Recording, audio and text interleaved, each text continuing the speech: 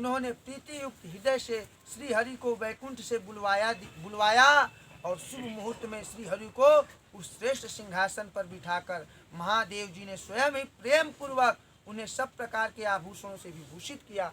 उनकी भक्ति से प्रसन्न होकर उनको श्रेष्ठ माने थे। भगवान विष्णु को क्यों माने श्रेष्ठ? उनकी भक्ति इतनी तगड़ी थी, वो छत्र पे बुलवाकर भगवान विष्णु को विराजमान करवाया कि आप ही इस गद्दी के योग्य हैं, दूसरा कोई नहीं इस योग्य। मैं स्वयं आपका पूजन करूंगा, मैं स्वयं आपका अर्चन करूंगा, मैं स्वयं ही आपका राज्याभिषेक करूंगा। ऐसा वाणी बाबा भोलेनाथ सुना रहे हैं। उन्होंने श्री प्रभु विष्णु के मस्तक पर मनोहर मुकुट बांधा और उनसे मंगल कौतुक करवाए गए। यानी सबकी एक प्रथा होती, वह प्रथा को सुनाए स्वयं शंभु ने। स्वयं ब्रह्मांड मंडप में श्री हरि का अभिषेक किया और उन्हें अपना वह सारा ऐश्वर्य प्रदान कर दिया जो उनके पास था। भोले बाबा प्रसन्न होकर सारा ऐश्वर्य भगवान विष्णु को अर्पण कर दिया, जो कि दूसरों के पास नहीं उपस्थित था। श्री हरि का स्तवन किया और अपनी पराधीनता, भक्त परावस्था को सर्वत्र प्रसिद्ध करते हुए लोककर्ता ब्रह्मा से इस प्रकार बोले। भगवान भोलेनाथ ने कहा, हे लोकेश, आज से मेरी आज्ञा के अनुसार ये विष्णु हरि स्वयं मेरे वंदनीय हो गए, इसमें कोई भी संदेह नहीं है। प्रेम से बोलिए बाबा भोलेनाथ की जय, चतुर्भुज भगवान की जय। हितात, तुम संपूर्ण देवता आदि के साथ श्री हरि को प्रणाम करो। उसी समय श्री हरि को भगवान ब्रह्मा से भी प्रणाम करवाते हैं। समस्त देवताओं के साथ तुम भी करो और मैं तो कर ही कर रहा हूँ। हम तो मान ही लिया, लेकिन तुम सब लोग मान जाओ। इस देव तीनों में इनको ही श्रेष्ठ माना जाएगा, क्योंकि इनकी भक्ति इतनी बड़ी है। भक्ति के कारण भोले बाबा बताए ना कथा के प्रारंभ में कि मैं उस नीच जाति के भी घर में चला जाता हूँ, चाहे वो कोई भी वर्ण का हो, तो भक्ति से भगवान विष्णु को श्रेष्ठ माना गया। और इस तरह श्री हरि का वर्णन करने लगे। तब श्री रामचंद्र जी कहते, हे देवी, भगवान विष्णु की शिव भक्ति देखकर प्रसन्नचित हृदय वरदायक भक्तवत्सल रुद्रदेव ने ऊपर युक्त बात कहकर स्वयं ही गरुड़ ध्वज को प्रणाम किया। तदंतर ब्रह्मा आदि देवताओं और मुनियों और सिद्ध आदि ने भी समय श्री हरि का वंदना की। इसके बाद अत्यंत प्रसन्न हुए भक्तवत्सल महेश्वर ने देवताओं के समक्ष श्री हरि को बड़े बड़े वरदान दे दिए। अब समस्त देवी देवता वहाँ भगवान विष्णु को वरदान अपनी अपनी शक्तियाँ प्रदान करने लगे। ये सब लोग देखा कि अब बतावा बाबा भोलेनाथ ही सब कुछ दे देना, तो हमान में का रखड़ा, नहीं तो कुछ नहीं बची, कुछ ना बची भैया, यहाँ सब कुछ दे दो। जब स्वयं शंभु ने सब कुछ प्रदान कर दिया, इतना बड़ा विस्तार किया हुआ संयोजन मार्ग, इतना बड़ा बड़ा रथ घोड़ा आदि सारी वस्तुएं उनको प्रदान कर दी, तो हमान में का रखड़ा भैया, दे के प्रणाम कर जल्दी। बोला बाबा भोलेनाथ की जय। इसके बाद अत्यंत प्रसन्न हुए भक्तवत्सल महेश्वर ने देवताओं के समक्ष श्री हरि को बड़े बड़े वरदान प्रदान किए। तब भोले बाबा बोलते हैं, हे हरे, तुम मेरी आज्ञा से संपूर्ण लोकों के कर्ता हो गए, पालक और संहारक हो गए, इसमें कोई संदेह नहीं है। धर्म, अर्थ और काम के दाता तथा दुर्नीति अथवा अन्याय करने वाले दुष्टों को दंड देने वाले होंगे। महान बल पराक्रम से संपन्न जगत पूज्य जगदीश्वर बने रहेंगे।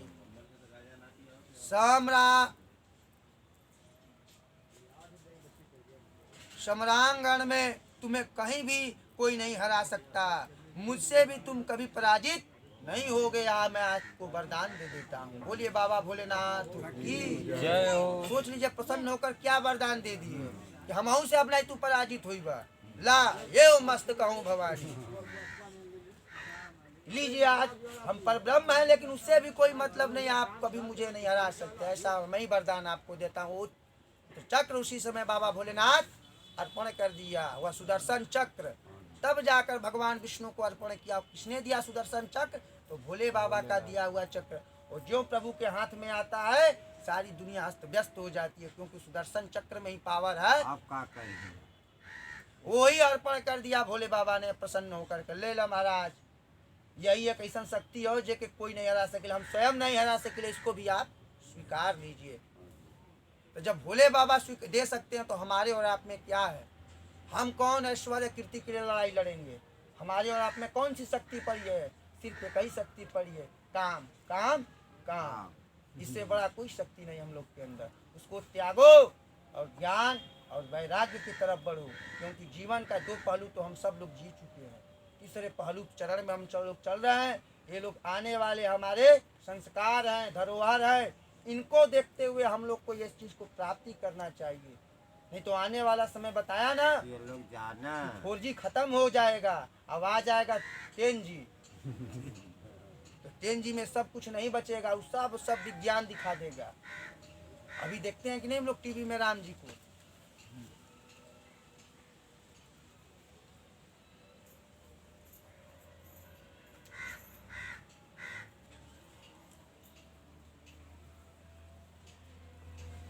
आप श्री हरि मुझसे मेरी दी हुई 3 प्रकार की शक्तियों को ग्रहण करो। एक तो इच्छा आदि की सिद्धि, दूसरी नाना प्रकार की लीलाओं को प्रकट करने की शक्ति, और तीसरी तीनों लोकों में नित्य स्वतंत्रता। 3 प्रकार की शक्तियां बाबा भोलेनाथ ने भगवान विष्णु को अर्पण कर दिया। हरे, जो तुमसे द्वेष करने वाले हैं वे निश्चय ही मेरे द्वारा मारे जाएंगे, काटे जाएंगे। सबसे पहला ये समझ लो, जो आपसे द्वेष रखेगा वो आप मारो चाहे ना मारो, मैं सबसे पहले उसको जाकर संहार कर दूंगा, क्योंकि वो आपसे विद्रोह कहा गया। तो रामचरितमानस में लिख दिया गया, शिवद्रोही मम दास कहावा, असो नर मोहि सपने नहीं भावा। जो भगवान विष्णु या शिव से द्रोह करता है, न उसको भगवान शिव प्रिय होते न भगवान विष्णु। कौन चीज सपने में? प्रत्यक्ष की तो बातें मत कीजिए। वो सो नर मोहि सपने नहीं भावा, वो सपने में भी मुझे नहीं भाता। हे विष्णु, मैं तुम्हारे भक्तों का उत्तम मोक्ष प्रदान करूंगा, आपके भक्तों को मैं उत्तम मोक्ष की प्राप्ति करा दूंगा। तुम इस माया को भी ग्रहण कर लो, आज से आप माया के पति कहले जाओगे। प्रेम से बोले मायापति भगवान की जय। तो मायापति नाम किसने दिया? तो बाबा भोलेनाथ ने दिया। ये जितनी हमारी माया शक्तियाँ थी, आज से उसको भी आप ले लो, हमको फ्री कर दो, हम निरंतर भ्रमण करते रहें, बस यही हमको चाहिए। यही बात कर हमने कोमल साईं को समझाया। श्री हरि का आप सेवा करते हो, बड़ी सौभाग्य है। उनकी सेवा यानी डायरेक्ट यहाँ से तुमको शक्ति मिलने लगेगी, कहना ही नहीं पड़ेगा। तो फूलवा भुला जाए, जो बत्तियाँ भुला जाए। कल बुल्लन प्रसाद देवे के भुला गए। तथा जिससे मोहित होने पर यह विश्व जडरूप हो जाएगा। हे हरे, तुम मेरी बाईं भुजा हो और विधाता दाहिनी भुजा है। क्या? विधाता दाहिनी भुजा, तुम इन विधाता के भी उत्पादक और पालक हो जाओ। या लीजिए, इतना बड़ा बड़ा आशीर्वाद देते चले गए भोले बाबा प्रसन्न होकर। मेरे हृदय रूप जो रुद्र है वह मैं हूँ, इसमें कोई संशय नहीं है। वह रुद्र तुम्हारा और ब्रह्मा आदि देवताओं का भी निश्चय ही पूज्य है। तुम यहाँ रहकर विशेष रूप से संपूर्ण जगत का पालन करो। नाना प्रकार की लीलाएं करने वाले विभिन्न अवतारों द्वारा सदा सबकी रक्षा करते रहो। मेरे चिन्मय धाम में तुम्हारा जो यह परम वैभवशाली और अत्यंत उज्ज्वल स्थान है, वह गोलोक नाम से विख्यात होगा। किस नाम से? गोलोक के नाम से विख्यात होगा। हाँ जी, वह गोलोक से नाम विख्यात होगा। हे हरे, भूतल पर जो तुम्हारे अवतार होंगे वे सबके रक्षक और मेरे भक्त होंगे। यानी आप समय समय पर जो अवतार लेंगे वो सब मेरे भक्त होंगे। मैं उनका स्वयं में भक्त बन जाऊंगा। मैं उनका अवश्य दर्शन करने के लिए अवतरित होता रहूंगा। जो जो रूप आप लेकर उतरेंगे ना, उसका मैं दर्शन करने के लिए स्वयं वहाँ प्रकट हो जाऊंगा। वे मेरे वर से ही सदा प्रसन्न रहेंगे। ऐसा श्री रामचंद्र जी कहते हैं। देवी, इस प्रकार श्री हरि को अपना अखंड ऐश्वर्य सौंपकर उमा वल्लभ भगवान हर स्वयं कैलाश पर्वत पे रहते हुए अपनों पार्षदों के साथ स्वच्छंद क्रीड़ा करते हैं। वहाँ पर केवल क्रीड़ा में मस्त रहते हैं और किसी चीज से मतलब नहीं रखते हो, कैलाश पर विद्यमान होकर। परम सत्य हो। तभी से भगवान लक्ष्मीपति वहाँ गोप वेश धारण करके आए और गोप गोपी तथा गांवों के अधिपति होकर बड़ी प्रसन्नता के साथ रहने लगे। और वे विष्णु प्रसन्नचित्त हो समस्त जगत की रक्षा करने के लगे और शिव की आज्ञा से नाना प्रकार के अवतार ग्रहण करके जगत का पालन करते हैं। इस समय वे श्री हरि भगवान शंकर की आज्ञा से 4 भाइयों के रूप में अवतरित हुए हैं। भगवान भोले बाबा के कृपा से 4 भाइयों में भगवान विष्णु अवतरित हुए हैं। उन 4 भाइयों में सबसे बड़ा मैं राम हूँ, हे माता जान लो। अच्छा, दूसरे भाई भरत है और तीसरे भाई लक्ष्मण है और चौथे भाई शत्रुघ्न है। हे देवी, मैं पिता की आज्ञा से सीता और लक्ष्मण के साथ वन में आया था। यहाँ किसी निशाचर ने मेरे पत्नी सीता को हर लिया है और मैं विरही होकर भाई के साथ इसी वन में अपने प्रिया का अन्वेषण यानी खोज कर रहा हूँ। जब आपका दर्शन प्राप्त हो गया तब सर्वथा मेरा कुशल ही मंगल होगा, इसमें अब कोई संदेह है ही नहीं। हे माँ सती, आपकी कृपा से ऐसा होने में कोई संदेह नहीं है। हे देवी, निश्चय ही आपकी ओर से मुझे सीता की प्राप्ति विषयक वर प्राप्त होगा। आपके अनुग्रह से इस दुख देने वाले पापी राक्षस को मारकर मैं सीता को अवश्य प्राप्त करूंगा। आज मेरा महान सौभाग्य जो आप दोनों ने मुझ पर कृपा की, जिस पर आप दोनों दयालु हो जाए वह पुरुष धन्य और श्रेष्ठ हो जाता है। प्रेम से बोलिए राजा रामचंद्र की जय। इधर देखिए श्री रामचंद्र जी सब कुछ प्राप्त होकर भी वहाँ कितना विनम्र होकर माता से आपकी भाषा बोल रहे हैं। वहाँ माता सती तुम ताम की भाषा बोल रही थी, लेकिन मन ही मन में उनको अब ये समझ में आ गया कि हमने बहुत ही गंदा काम, बहुत ही निंदनीय काम कर दिया, जो कि न कहने योग्य है न सुनाने योग्य है। इस प्रकार बहुत सी बातें कहकर कल्याणमयी सती देवी को प्रणाम करके रघुकुल शिरोमणि श्री राम उनकी आज्ञा से उसी वन में आगे बढ़ गए, विचरने लगे, खोजने लगे। पवित्र हृदय वाले श्री राम की यह बात सुनकर सती मन ही मन शिव भक्ति परायण रघुनाथ जी की प्रशंसा करती हुई बहुत प्रसन्न होकर आगे को बढ़ी। पर अपने कर्म को याद करके उनके मन में बड़ा शोक हुआ। उनकी अग्र कांति फीकी पड़ गई। माता सती की भी अग्र की कांति मुंह का तेज उतर गया। हम का कर दिए। वे उदास होकर शिव जी के पास लौटी। मार्ग में जाती हुई देवी सती बारंबार चिंता करने लगी कि मैंने भगवान शिव की बात नहीं मानी। इसीलिए पत्नी को हमेशा अपने पति की बात को मानना चाहिए।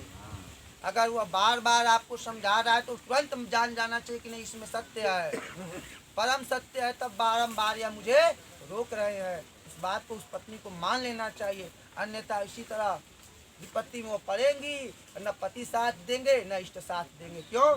पति ही भगवान हो जाते हैं उस स्त्री को उस दिन जिस दिन वह वर्ण कर देता है। पति परमेश्वर। अब उससे बढ़कर उसके जीवन में कोई नहीं होता है, क्योंकि वह 7 जन्मों का संकल्प उसी समय लेता है। जी पति पानी ग्रहण संस्कार होता है, उस कन्या के हाथ पर शंख में पानी डालकर, शंख कौन हुआ ये देखिए, शंख में भगवान विष्णु का वास होता है, वह आपके हाथ पर रखे जाते हैं और उस आदमी के हाथ पर रखे जाते हैं।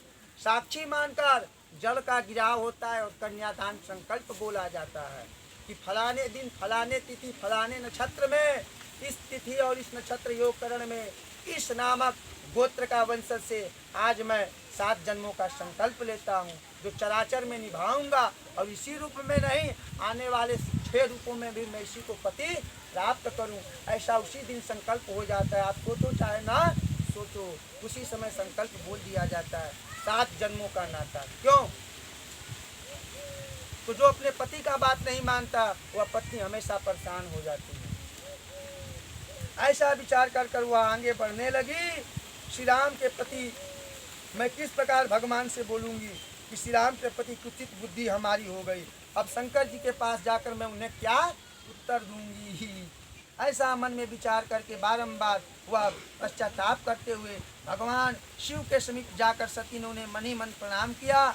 उनके मुख पर विषाद छा रहा था, वे शोक और व्याकुल से निस्तेज हो गई थी। सती को दुखी देख भगवान हर ने उनका कुशल पूछा, किस प्रकार परीक्षा ली तुमने मेरे इष्ट का, बताओ। उनकी यह बात सुनकर सती मस्तक झुकाए उनके पास खड़ी हो गई। उनका मन और शोक और विषाद में डूब गया।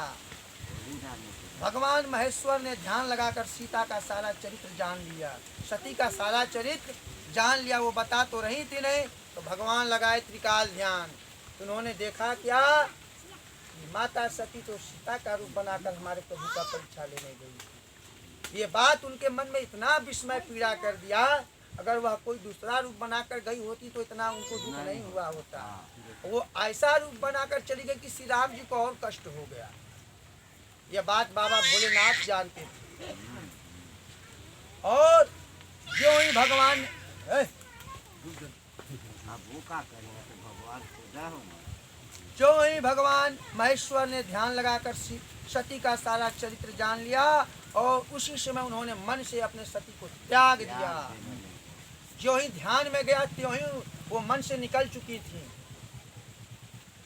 इतना बड़ा फैसला सेकंडों में बाबा भोलेनाथ ने लिया, तत्काल सिद्धि दिखाया। वेद धर्म का प्रतिपालन करने वाले परमेश्वर शिव ने अपने पहले की हुई प्रतिज्ञा को नष्ट नहीं होने दिया और सती का मन से त्याग करके वे अपने निवास भूत कैलाश पर्वत चल दिए।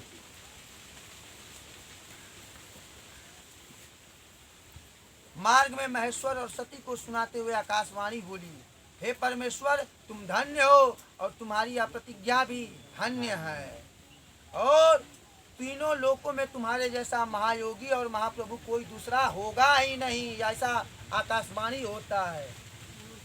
वह आकाशवाणी सुनकर देवी सती की कांति और फीकी पड़ गई। उन्होंने भगवान शिव से पूछा, हे नाथ, मेरे परमेश्वर, आप कौन सी प्रतिज्ञा की है, थोड़ा उसको भी मुझे बता दीजिए। सती के इस प्रकार पूछने पर भी उनका हित चाहने वाले प्रभु ने पहले अपने विवाह के विषय में भगवान विष्णु के सामने जो प्रतिज्ञा की थी उसे नहीं बताया। हे मुने, उस समय सती ने अपने प्राण वल्लभ पति भगवान शिव का ध्यान करके उस समस्त कारण को जान लिया जिससे उनके प्रीतम के उन्हें त्याग दिया था। बाबा ने तो बताया ही नहीं, लेकिन माता भी सती थी, उन्होंने भी ध्यान लगाया। प्रभु ने कौन सा प्रतिज्ञा ले लिया भाई, उन्होंने देख लिया कि प्रभु ने तो मेरे को ही त्याग दिया। इस बात का उन्होंने ध्यान कर लिया, शंभु ने मेरा त्याग कर दिया। इस बात को जानकर दक्ष कन्या सती शीघ्र ही अत्यंत शोक में डूब गई। कहाँ? शोक में। और बारंबार रोने लगी, सिसकने लगी, फुदकने लगी, अब अश्रु बहने लगे। सती के मन भाव को जानकर शिव ने उनके लिए जो प्रतिज्ञा की थी उसे गुप्त ही रखा और वे दूसरी बहुत सी कथाएं वहां सुनाने लगे। इसी तरह वो भूल जाए, नाना प्रकार की कथाएं कहते हुए सती के साथ कैलाश पर जा पहुँचे और श्रेष्ठ आसन पर स्थित हुए चित्त वृत्तियों के निरोध पूर्वक समाधि लगा ली। अपने स्वरूप का ध्यान करने लगे। सती मन में अत्यंत विषाद ले अपने उस धाम में रहने लगी। हे मुने, शिवा और शिव के उस चरित्र को कोई नहीं जानता था। महामुने स्वेच्छा से शरीर धारण करके लोक लीला का अनुसरण कर। तो छोड़िए भाई, कथा में डिस्टर्ब करा रहे हैं बाबा जी, आप सब कुछ जानकर। लोक लीला का अनुसरण करने वाले उन दोनों प्रभुओं का इस प्रकार वहां रहते हुए दीर्घ काल व्यतीत हो गया। तत्पश्चात उत्तम लीला करने वाले महादेव जी ने ध्यान को तोड़ा। यह जानकर जगदम्बा सती वहां आई और उन्होंने व्यथित हृदय से शिव के चरणों में प्रणाम किया। व्यथित होकर शिव को प्रणाम किया। उदार चेता शंभु ने उन्हें अपने सामने बैठने के लिए आसन दिया और बड़े प्रेम से बहुत सी मनोरम कथाएं कही। उन्होंने वैसा ही लीला करके सती को शोक से तत्काल दूर कर दिया। ये पूर्ववत जैसे पूर्व में सुखी थी वो तुरंत सुखी हो गई। फिर भी शिव ने अपनी प्रतिज्ञा को नहीं छोड़ा। हितात परमेश्वर शिव के विषय में यह कोई आश्चर्य की बात नहीं समझनी चाहिए। हे मुनि लोग शिवा और शिव की ऐसे ही कथा कहते हैं। कुछ मनुष्य उन दोनों में वियोग मानते हैं, परंतु उनमें वियोग कैसे संभव है? शिवा और शिव के चरित्र को वास्तविक रूप से कौन जानता है? वे दोनों सदा अपनी इच्छा से खेलते और भांति भांति की लीलाएं करते हैं। सती और शिव वाणी और अर्थ की भांति एक दूसरे से नित्य संयुक्त है। इन दोनों में वियोग होना असंभव है। उनकी इच्छा से उनमें लीला वियोग हो सकता है, ऐसा समझना चाहिए। प्रेम से बोलिए बाबा भोलेनाथ की जय हो।